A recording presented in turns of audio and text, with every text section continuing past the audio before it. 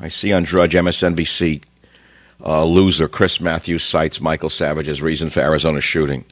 You know, if he actually said it, I'll sue him, that's all. That loudmouth fraud. Hey, Chris, why don't you come on the show with your foaming big mouth, and why don't you say it to me?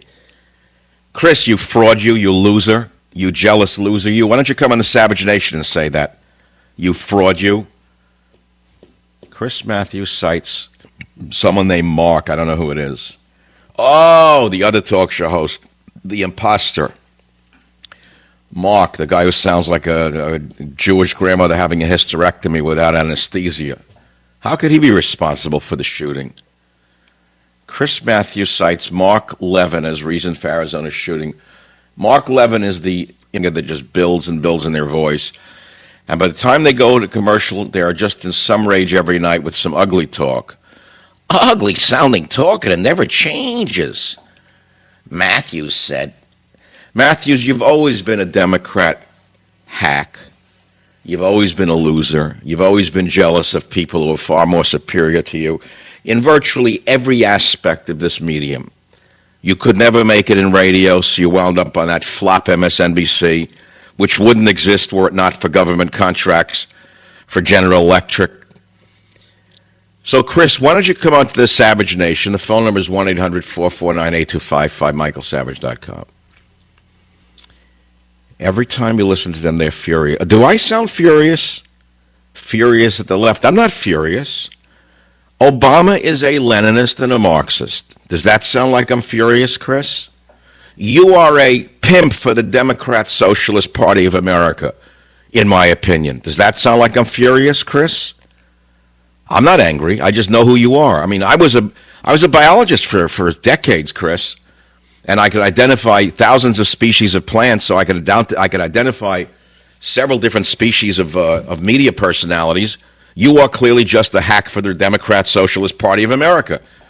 That's all. I mean, that's the genus and species. Democrat Socialist Variety Matthews. And as far as Obama, a lifetime of Leninism and socialism, never ran a lemonade stand so far as we know. Everything was handed to him.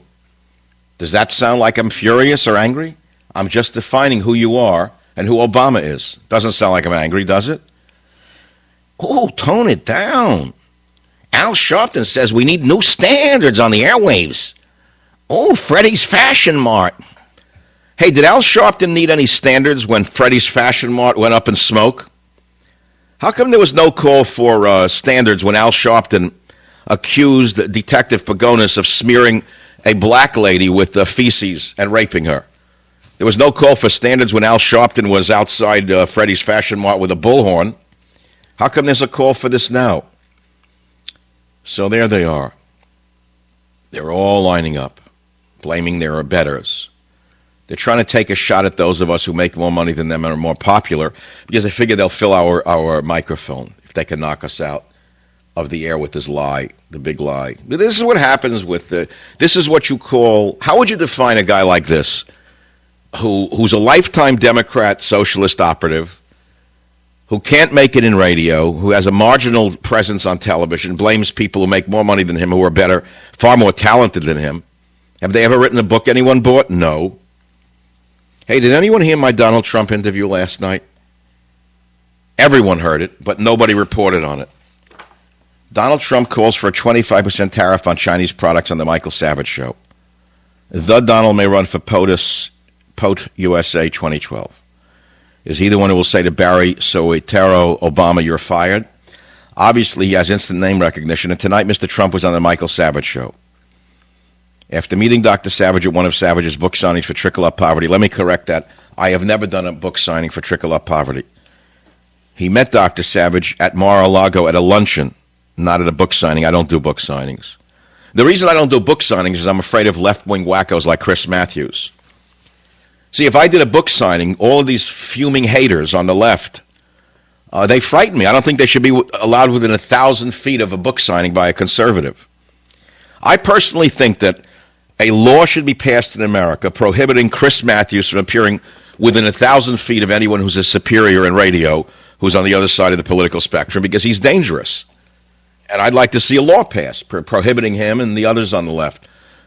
Joe Scarborough should be prohibited from attending book signing by a conservative who really has brains and the ability to get anywhere. Olbermann, you know him, the one who was allegedly urinates under the desk, should be prohibited from within 10,000 feet of any conservative doing a book signing. Al Sharpton should be prohibited from attending any state that there's a conservative doing a book signing. Al Sharpton shouldn't be allowed in the state during the book signing. The Arizona sheriff should go to work for Saddam Hussein's descendants in Iran. I think that the sheriff from Arizona who was saying that Rush Limbaugh is responsible for this, I think that sheriff should take a job in Syria. That's the kind of rhetoric that we would expect from a Syrian politician in Syria. Could you play Jumping with My Boy Mike in the city for me, in the nation? Because I don't want to get angry. I don't want to get furious at the left. I don't want to get angry. These pathetic wretches of fake journalists out there. Yeah, I don't sound furious or angry. I'm not going to get furious or angry. Why should I? They're just making bigger schmucks of themselves than they already are. I think I figured out why the shooter went crazy. It was from watching MSNBC, in my opinion.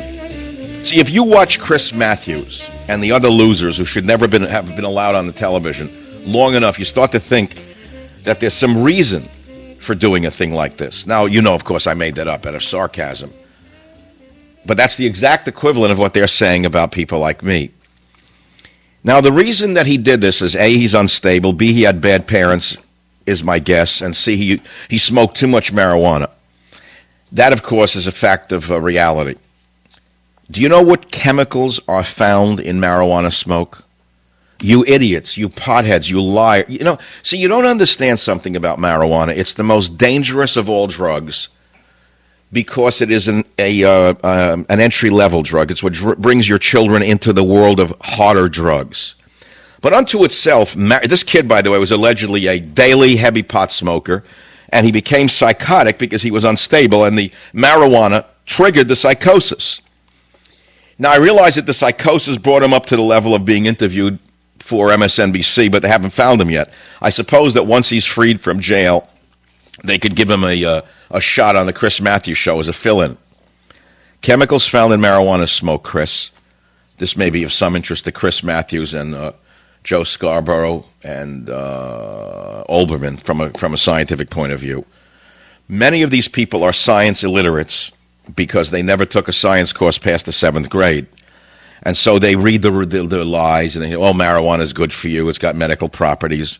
But they don't realize, because they're ignoramuses when it comes to the basics of H2O, that ammonia is found in mainstream marijuana smoke at levels up to 20-fold greater than that found in tobacco. Hydrogen cyanide and some aromatic amines were found in marijuana smoke at concentrations 3 to 5 times greater than those found in tobacco smoke. And Chris, you should understand, and I know you yourself probably don't use marijuana because you don't need it, frankly. A man like you is so stable that you wouldn't need marijuana, particularly with your sanity is so strong. You don't realize that the mercury alone found in marijuana could affect some of your thinking if you used it. Not you, of course. We're speaking generically here. You don't realize that mercury, cadmium, lead, chromium, nickel, arsenic, selenium, benzoathrenes, chrysenes, and benzoafluoranthenes, and benzoafluoranthenes, and benzoepyrenes, and benzoapyrenes. And I'm just giving you chemical names because I want to show you how dumb you are. You don't realize that naphthalene, fluorine, and these other very, very dangerous chemicals are found in marijuana smoke. So the marijuana smoke is highly toxic, Joe and Keith and Chris. And what I'm trying to get at is that should be banned. Marijuana should not be legalized. In fact, right now, we shouldn't be talking about gun control. We should be talking about rolling back all laws permitting marijuana clinics and, of course, medical marijuana, which is the greatest lie in the history of science. It's almost as big a lie as global warming. There is absolutely no evidence that medical marijuana has any value whatsoever. Now, if there is a lessening of pain as a result of the tetrahydrocannabinol, you can get it from a pill. You don't need to get it from smoke because the smoke itself is toxic. It could induce lung cancer and many other problems because of these byproducts found in the marijuana smoke. And, of course, I try to explain that to a man who never went past the 7th grade in science, and he goes dull because he only reads George Soros's literature on the subject. Is John Wheeler America's Dr. David Kelly? Now, here's a test for Keith, Al, Chris, and Joe. Who is John Wheeler? They don't know. So they're busy blaming conservative talkers for the shootings in Arizona, but they don't even know who John Wheeler is. They have no idea that in his final hours of his life, John Wheeler, who was found in a dumpster 10 days ago, in the final hours of his life, John Wheeler visited the 10th floor offices of the Connolly, Bove, Lodge, and Hutch law firm in the Nemours building, looking to speak with the managing partner. An attorney at the firm said yesterday. The head of cybersecurity for the Air Force and former Pentagon official who was found in a dumpster, dead, was in downtown Wilmington the afternoon of December 30th looking to borrow train fare to travel north, the attorney said. Now, why would he go to this firm? We have no way to understand that. The medical examiner's office will not even release information of how he died. The FBI, Homeland Security, has no comment to be made about this case. But if you said something that is offensive to a liberal, the black helicopters arrive from the FBI. But you can rest assured that this case is not going away. I have interesting news to report. Debka Net Weekly, which is an Israeli website, has a big issue coming out next Friday looking at the unsolved murder of former high-ranking U.S. White House official John Wheeler, especially at the suspicion that its motive may have been tied to the active interest he was showing in cyber warfare, or even Iran's reprisal for Stuxnet and its murdered nuclear scientists. I'll be right back on the Savage Nation. Be here.